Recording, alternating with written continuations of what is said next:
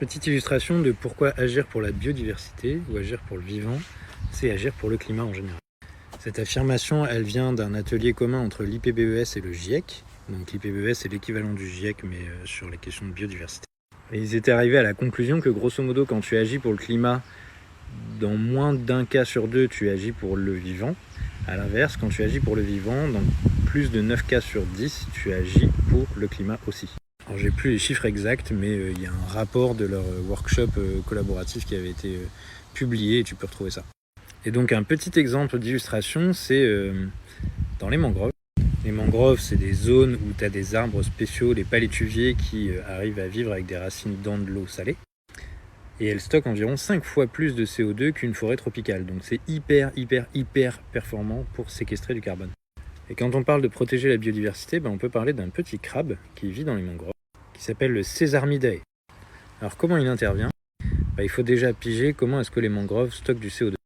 Les palétuviers, ils vont faire des feuilles comme tous les arbres, sauf qu'ils doivent se débarrasser du sel qui pompe dans l'eau qu'ils absorbent avec leurs racines. Et c'est des glandes dans leurs feuilles qui vont expulser le sel autour de leurs feuilles.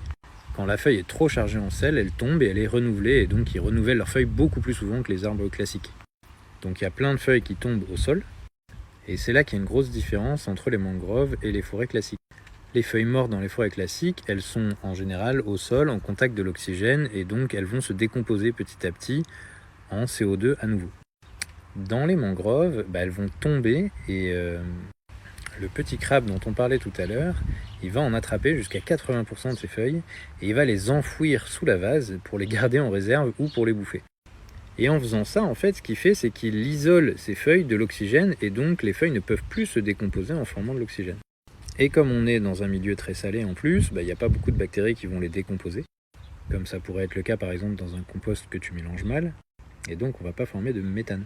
Et du coup, un tout petit crabe qu'on pourrait penser insignifiant sur des questions du climat participe d'une manière très significative à la séquestration du carbone et à la surperformance des mangroves dans la séquestration du carbone. Si tu veux avoir l'air cultivé à ton prochain repas de famille, tu pourras sortir que ce phénomène-là s'appelle la bioturbation. En gros, le mélange des sédiments. Et tu pourras parler de ce petit crabe qui assure un rôle hyper important dans ce phénomène.